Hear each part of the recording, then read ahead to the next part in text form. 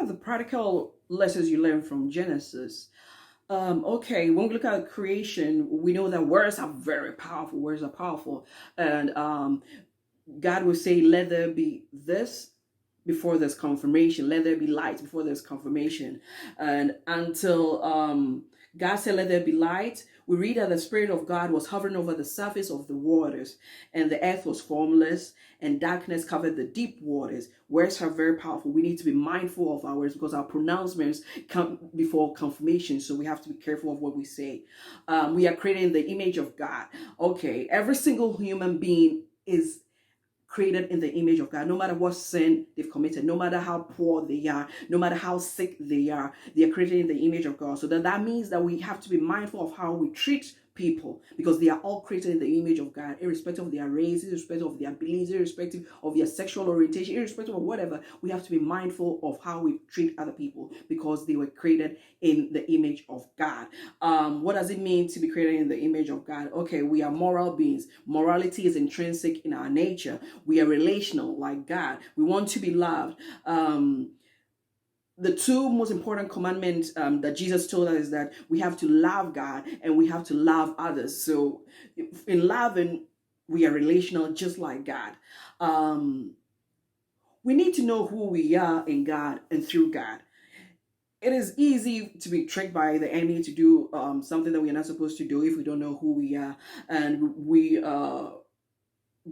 read about Eve, that the enemy was like, "Oh, eat the forbidden fruit and you be this, that you be like God." If she had known who she was in God, she wouldn't have done it. So we need to know who we are in God.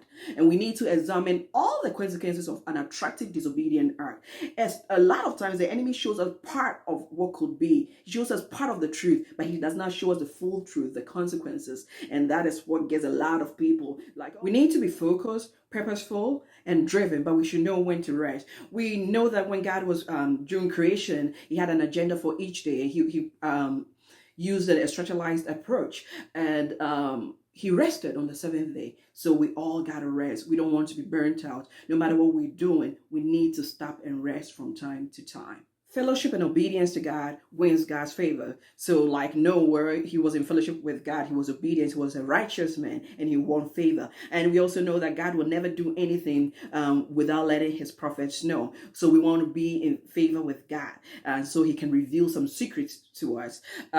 We know that we have to give offerings that pleases God. We know that after the flood, Noah gave God an offering, and we read that it pleased God, and God was like, "Okay, I'm going to have a covenant with man and not do this again." So we need to do that. We should aim to help correct wrongs and not be the first people who are eager to run out and laugh at people for their shortcomings or for their nakedness. And we read that even though Noah was so drunk that he was naked, when he got covered by his other two sons, he came out and he cursed Canaan. Hey, we have to be mindful of what we do to God's anointed. And we have to be the ones looking to help correct other people's wrongs and not be the first people to laugh or to drag people in the mud. And we should not give power to alcohol or any drink or any substance that has control over us, so much that we can even act in a very disgraceful manner. We have to be mindful of that. When we read about the Tower of Babel, we learn that we need to give in to the will of God. We need to be obedient. Don't fight it. The people were trying to build the highest tower to reach heaven. They were trying to avoid migration. And the story there's more to it. It's about pride. It's about rebellion. It's about disobedience.